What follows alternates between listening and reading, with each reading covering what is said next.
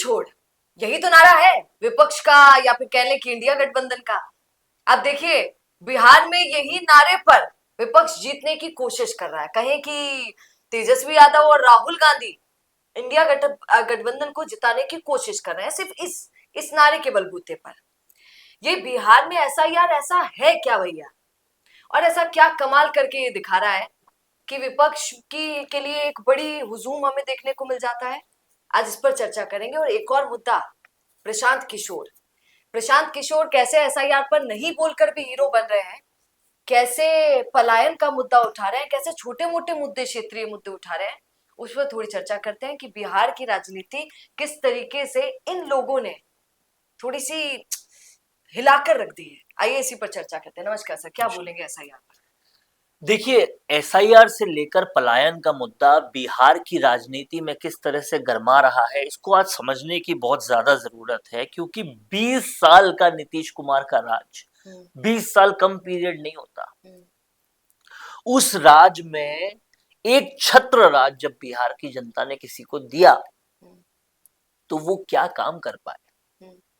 और 20 साल राज करने के बाद भी आज अगर पलायन की हालत ये है कि ट्रेनें भरी की भरी रहती है, रोज रोज 10-10 हजार रुपए की नौकरी के लिए बिहार का आदमी बाहर के स्टेट्स में जा रहा है, तो 20 साल का राज, 20 साल मिलने वाले केंद्र से पैकेजेस, टैक्स का पैसा, उससे आपने सुधार क्या किया, ये एक बड़ा प्रश्न बन चुका है। और इस प्रश्न को ही उठा रहे हैं, इसलिए प्रशांत किशोर की बात सबको भा रही है और प्रशांत किशोर को इतनी प्यार मिल रहा है।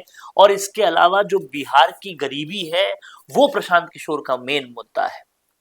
लेकिन इस बात को भी मानना पड़ेगा कि इस बार एसआईआर के मुद्दे ने जो काम किया है वो इससे पहले कोई और मुद्दा नहीं कर पाया, क्योंकि एसआईआर के मुद्दे ने इंडिया गठबंधन को एक करने का काम किया है। आप ये देखिए, ना हरियाणा में ना दिल्ली में कहीं पर भी इंडिया गठबंधन एक नहीं हुआ, लेकिन इस बार बिहार में एक होता नजर आ रहा है। कभी भी अखिलेश ने या फिर हम हरियाणा की बात करें या और इलाकों की बात करें, किसी ने भी कांग्रेस को वो तवज्जो नहीं दी जो आज बिहार में देखने को मिल रही है, क्योंकि मुद्दा एसआईआर का उठा है। ईवीएम का मुद्दा पहले उठा लेकिन वो बहुत कमजोर पड़ा, किसी ने बहुत ज्यादा साथ दिया नहीं। पर एसआईआर के मुद्दे पर तेजस्वी राहुल एक मंच पे नजर आ रहे हैं और एक मंच पे काम कर रहे हैं। और जो इनका प्रश्न है कि भाई वोट जो है उसकी चोरी हुई है, इसलिए इलेक्टोरल रोल्स के रिवीजन किए जाएं। पर आप देखिए, इस मुद्दे को उठा तो रहे हैं, अब इसमें गलती क्या है वो समझते हैं। इस मुद्दे को ये लोग उठा तो रहे हैं, लेकिन एसआईआर के लिए जो आवेदन दिए इंडिविजुअल लेवल पे भरे जा रहे हैं, पार्टी लेवल पे बिल्कुल नहीं भरे जा रहे। और आप देखिए, सीपीआईएम छोटी सी पार्टी है, वो भर रही है, ये लोग नहीं भर पा रहे। तो कथनी और करनी में अंतर दिख रहा है। दूसरा, जिस हिसाब से इनको कंसिस्टेंट होना चाहिए था, रेगुलरली इस मुद्दे को उठाना चाहिए था, वो नहीं उठा रहे। और इससे एक शक उत्पन्न हो रहा है कि अभी ही वो रेगुलरिटी टूट रही है, अभी ही कथनी और करनी में अंतर दिख रहा है। तो इलेक्शन में तो अभी वक्त है, तब तक क्या दिखेगा। और होता यह है कि वोट देने से तुरंत पहले जो मुद्दे गर्मे हुए रहते हैं उन्हीं पे वोट पड़ता है। अब आपने एसआईआर का मुद्दा बढ़ा दिया, कंसिस्टेंट नहीं होने की वजह से, कथनी करनी में अंतर होने की वजह से वो वोट देने से पहले पूरा ड्रॉप हो गया, तो क्या मतलब रहा। तो फिर लोग क्या मानेंगे कि ये तो एक हार का बहाना बना रहे थे, हार जाएंगे तो बोलेंगे वोट चोरी की वजह से हुआ, ठीक वैसे जैसे ईवीएम को एक मुद्दा बनाया था। इसीलिए विपक्ष को चाहिए कंसिस्टेंसी रखे तब तक जब तक वोट पड़े। विपक्ष को चाहिए कंसिस्टेंसी के साथ साथ वो एसआईआर के फॉर्मेट्स भर के पार्टी लेवल पर भी इलेक्शन कमीशन को दे, ताकि सच में रिविजन्स हो, सिर्फ इंडिविजुअल स्तर पर ना हो। अभी अजीब अजीब सी बातें हो रही है कि फॉर्म बहुत लेंदी है, ये बहुत सारी चीजें हैं। अरे आप पूरी बड़ी पार्टी है, इतने संसाधन है आपके पास, इतना चंदा आपको मिलता है, इतना सब काम आपको हो रहा है, आप ये काम नहीं कर पा रहे। दूसरी तरफ आप देखिए प्रशांत किशोर को, देखिए समझने वाली बात यह है कि बिहार चाहता था विकल्प, विकल्प भाजपा कांग्रेस का, विकल्प लालू का, विकल्प नीतीश का, वो विकल्प देने का काम उन्हें प्रशांत किशोर कर रहे हैं। और ये समझने वाली बात है कि प्रशांत किशोर हैं कौन। प्रशांत किशोर वो हैं जो प्रधानमंत्री मोदी की राजनीति को टॉप पे ले जाने के लिए जो पॉलिटिकल एनालिसिस चाहिए था, पॉलिटिकल एनालिस्ट चाहिए था, वो काम उन्होंने किया है। यानी कि उस राजनीति के पीछे का दिमाग बनने का काम उन्होंने तब किया जब प्रधानमंत्री मोदी का राइज हो रहा था। फिर कांग्रेस के साथ उन्होंने काम किया, फिर नीतीश कुमार के साथ उन्होंने काम किया, सबको सलाह देकर यहां तक पहुंचाया।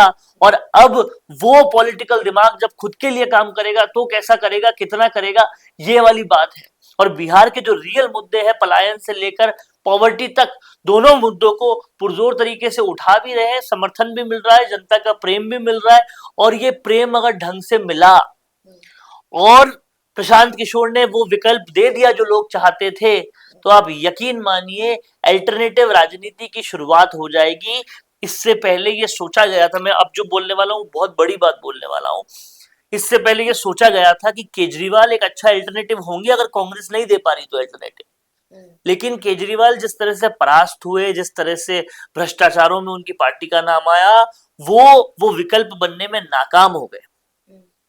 पर अब वो दूसरी आस उम्मीद प्रशांत किशोर में नजर आ रही है कि बिहार ने मैंडेट अगर दे दिया तो फिर एक विकल्प जो चाहिए था भाजपा के सामने, वो विकल्प बड़ी तरीके से उभरेगा।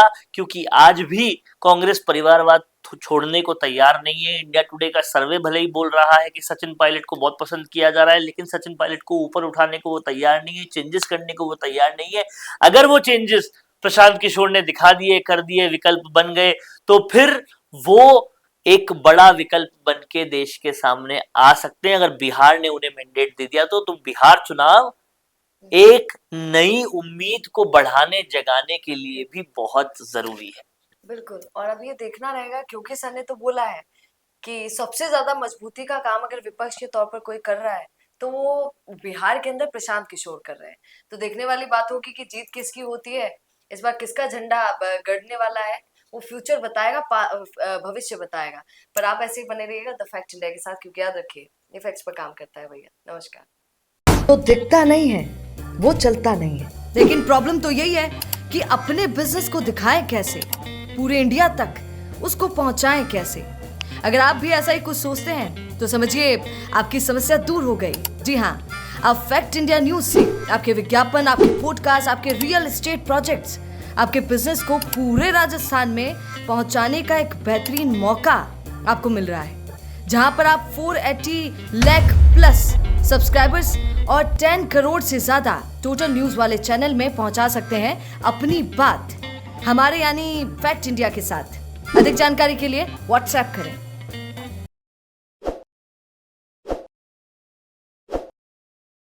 ताज़ा खबरों के लिए विजिट करें द फैक्ट इंडिया की वेबसाइट और डाउनलोड करें द फैक्ट इंडिया ऐप।